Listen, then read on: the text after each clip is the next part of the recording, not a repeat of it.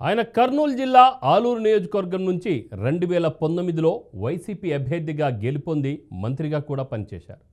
అధినేతకు అత్యంత సన్నిహితుడుగా పేరుంది. అయినా అధిష్టానం మరో నియోజకవర్గం నుంచి ఎంపీగా పోటీ చేయమంది. అది ఆయనకు నచ్చలేదు. అధిష్టానాన్ని ధిక్కరించారు. పార్టీ కండువా మార్చి టీడీపీలోకి జంప్ చేశారు. టీడీపీ అధినేత ఆదేశాలతో గుంతకల్ గుమ్మంలో అయిష్టంగానే అడుగుపెట్టి ఎమ్మెల్యేగా పోటీ చేసి గెలిచారు. అయినా ఆయనకు ఫ్యాన్ పార్టీ అలవాటు మార్చుకోవడం లేదా?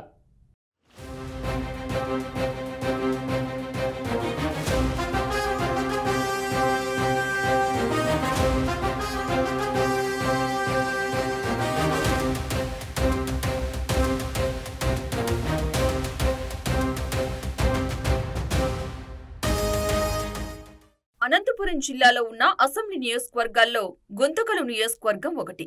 ఈ నియోజకవర్గంలో గుంతకల్తో పాటు గుత్తి, పామిడి మండలాలు ఉన్నాయి.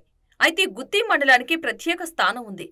గుత్తిలో ఉన్న కోట ఎంతో అద్భుతంగా ఉంటుంది. కోటలోని గుర్రపుశాలలు, ఏనుగుశాలలు, బావులు, రంగమంటపంతో పాటు ఆంగ్లేయుల సమాధులు చూపర్లను ఆకట్టుకుంటాయి. అంతేకాదు గుత్తిలో ఉన్న చర్చి ఎంతో ప్రాముఖ్యత కలిగి ఉంది. ఈ చర్చికి దేశ విదేశాల నుంచి భక్తులు అధిక సంఖ్యలో వస్తారు. అక్కడికి వచ్చి తమ సమస్యలు చెప్పుకుంటే తీరుతాయని వారి విశ్వాసం. మన ముఖ్యమంత్రి నారా చంద్రబాబు నాయుడు గారు ముఖ్యమంత్రి అయిన తర్వాత తెలుగుదేశం పార్టీ జాతీయ అధ్యక్షుడు నారా చంద్రబాబు నాయుడు గారు ఈరోజు రాష్ట్రంలో అధికారంలోకి వస్తేనే 3,000 ఉన్న పింఛన్ని 4,000 ఒక్కటే తూరి అనౌన్స్ చేయడం జరిగింది. ఫస్ట్ సంతకం పెట్టడం కూడా జరిగింది. అలాగే రాష్ట్ర వ్యాప్తంగా మన వైసీపీ అధికారంలో ఉన్నప్పుడు గుంతులు ఒక్కటి కూడా పూడ్చకుండా అట్లే పెట్టేవారు. ఈరోజు ముఖ్యమంత్రి నారా చంద్రబాబు నాయుడు అయితేనే ప్యాచ్ వర్క్ల కింద తీసుకొని నియోజకవర్గంలో మొత్తం ప్యాచ్లన్నీ కంప్లీట్ చేయడం జరిగింది. అలాగే ఈరోజు చూస్తాం అన్నా క్యాంటీన్ గత ప్రభుత్వంలో అధికారం వైఎస్ఆర్ కాంగ్రెస్ పార్టీ అధికారంలోకి వస్తేనే అన్నా క్యాంటీన్ మూతేయడం జరిగింది. తెలుగుదేశం పార్టీ జాతీయ అధ్యక్షుడు నారా చంద్రబాబు నాయుడు గారు ఈరోజు అధికారంలోకి వస్తేనే అన్నా క్యాంటీన్ని మళ్ళా తీరడం జరిగింది. ఈరోజు ఆ 5 రూపాయలతోనే ప్రజలకు, పేద ప్రజలందరికీ కూడా భోజనం అందిస్తున్నారు ముఖ్యమంత్రి నారా చంద్రబాబు నాయుడు గారు. అలాగే ఈరోజు చూసాం గుంతకల్ పట్టణం. గుంతకల్ నియోజకవర్గంలో రాజకీయాలు రసవత్తరంగానే ఉంటాయి. గుంతకల్ నియోజకవర్గానికి ప్రస్తుత ఎమ్మెల్యే గుమ్మనూరు జయరాం. 2019 ఎన్నికల్లో గుమ్మనూరు జయరాం కర్నూలు జిల్లా ఆలూరు నియోజకవర్గం నుంచి వైసీపీ అభ్యర్థిగా గెలుపొంది మంత్రిగా కూడా పనిచేశారు. ఉమ్మడి అనంతపురం జిల్లా ఇన్ఛార్జి మంత్రిగా కూడా గుమ్మనూరు జయరాం కొనసాగారు. అయితే వైసీపీ అధిష్టానం మరో నియోజకవర్గం నుంచి ఎంపీగా పోటీ చేయమంది. కానీ గుమ్మనూరు గురంతా ఎమ్మెల్యే, మంత్రి పదవులపైనే ఉంది. ఎంపీగా పోటీ చేయడం అస్సలు ఇష్టం లేదు. అధిష్టానం ప్రపోజల్ ఆయనకు నచ్చలేదు. దాంతో అధిష్టానాన్ని ధిక్కరించారు. పార్టీ కండువా మార్చేసి టీడీపీలోకి జంప్ చేశారు. అయితే ఇక్కడ కూడా సిట్టింగ్ స్థానంలో చోటు దక్కలేదు. దాంతో తప్పని పరిస్థితుల్లో టీడీపీ అధినేత ఆదేశాలతో గుంతకల్ గుమ్మంలో అయిష్టంగానే అడుగుపెట్టి ఎమ్మెల్యేగా పోటీ చేసి గెలిచారు.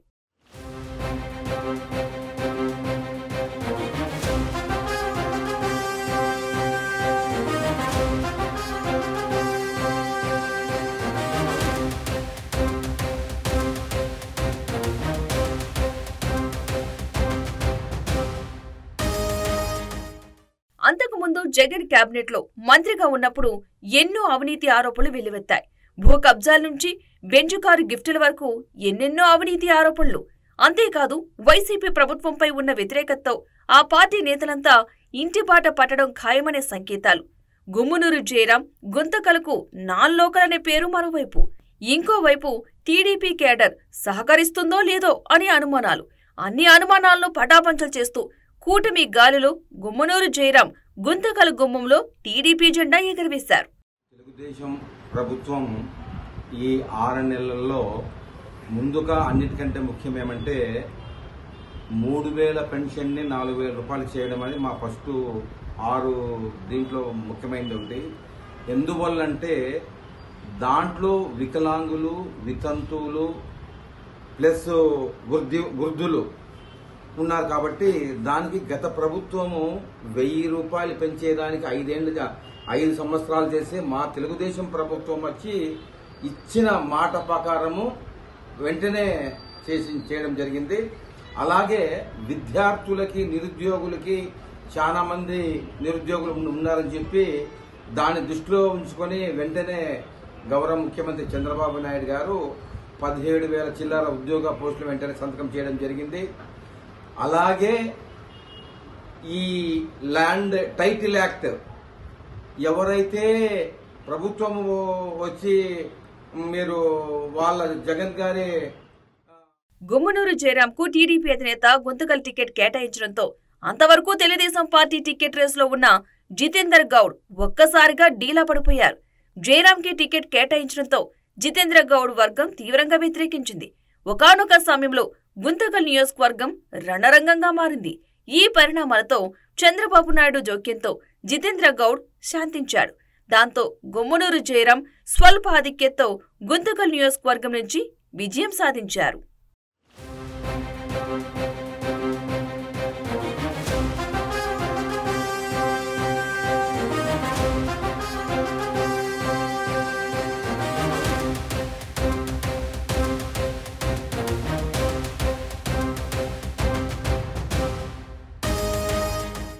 అయితే ఎమ్మెల్యేగా గెలిచిన తర్వాత గుమ్మనూరు జయరాం గుంతకల్లో తన గూండాయిజాన్ని చూపిస్తున్నారనే టాక్ వినిపిస్తోంది.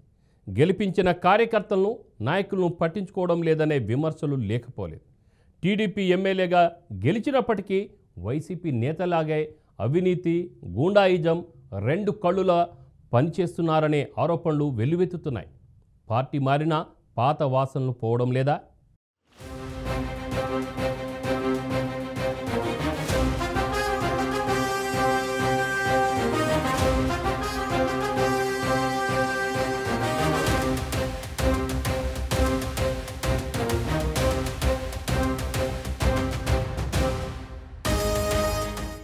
అయితే ఎన్నికల హామీలో భాగంగా గుమ్మనూరు జయరాం గుంతకల్ నియోజకవర్గానికి చాలా హామీలే ఇచ్చారు. కానీ ఇప్పటివరకు ఏ హామీ కూడా కార్యరూపం దాల్చలేదు. అంతేకాకుండా నియోజకవర్గంలో తన బంధుగణానికి అధిక ప్రాధాన్యత ఇస్తున్నారనే విమర్శలు సైతం గుమ్మనూరుపై ఉన్నాయి. ఇందుకు కారణం లేకపోలేదట. ఎన్నికలకు ముందు ఆలూరు నుంచి గుంతకలకు వచ్చినప్పుడు తనను వ్యతిరేకించిన వారందరిపై పంతం పెట్టారట. దీంతో నియోజకవర్గంలోని 3 మండలాలకు అనధికారికంగా తన కుటుంబ సభ్యులే ఇన్ఛార్జీలుగా నియమించారట. వీరు ఆయా మండలాల్లో తమ ఆధిపత్యాన్ని చెలాయిస్తున్నారని ప్రచారం జరుగుతోంది. మరోవైపు 20 ఏళ్ల నుంచి తెలుగుదేశం పార్టీ గుంతకల్ నియోజకవర్గ ఇన్ఛార్జిగా ఉన్న జితేంద్ర గౌడ్కి ప్రాధాన్యత ఇవ్వలేదని జితేందర్ గౌడ్ వర్గీయులు బహిరంగంగానే గుమ్మనూరు జయరాంపై విమర్శలు చేస్తున్నారు. ఇప్పటికైనా గుమ్మనూరు జయరాం పంతాలు పట్టింపులు మాని పార్టీని కాపాడిన వారిని దగ్గరికి తీసుకోవాలని, అలాగే నియోజకవర్గ అభివృద్ధిపై దృష్టి సారించాలని కార్యకర్తలు హితవు పలుకుతున్నారు.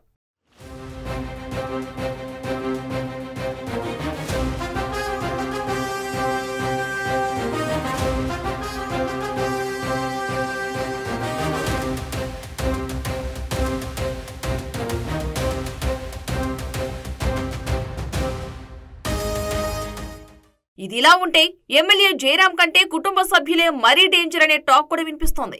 గుంతకల్ మండలానికి ఆయన సోదరుడు నారాయణ పాత పార్టీ వాసులు ఏమాత్రం పోవడం లేదని నియోజకవర్గ ప్రజలు విమర్శిస్తున్నారు. ఇసుక వ్యాపారం, మద్యం వ్యాపారాల్లో తన మార్క్ రాజకీయాన్ని చూపిస్తున్నారనే టాక్ వినిపిస్తోంది. బదిలీలు, కాంట్రాక్టు ఉద్యోగుల విషయంలోనూ వేలు పెడుతున్నారని ప్రచారం జరుగుతోంది. ఇవన్నీ ఒకెత్తైతే తన కుటుంబ సభ్యులు జయరాం కంటే మరింత డేంజర్ అనే టాక్ వినిపిస్తోంది. కుటుంబ సభ్యుల ఆగడాలను జయరాం కంట్రోల్ చేయలేకపోతున్నారని, ఎదురు తిరిగితే గుంతకల్ రైల్వే ట్రాకే సమాధానం చెబుతాయన్న ప్రచారం జరుగుతోంది. దీంతో ఏం మాట్లాడినా కంట్రోల్ చేయలేమని మాజీ ఎమ్మెల్యే సైలెంట్ అయిపోయారట. మరి గుమ్మనూరు జయరాంను పార్టీ అధిష్టానమైనా కంట్రోల్ చేస్తుందా లేదా వేచి చూడాలి.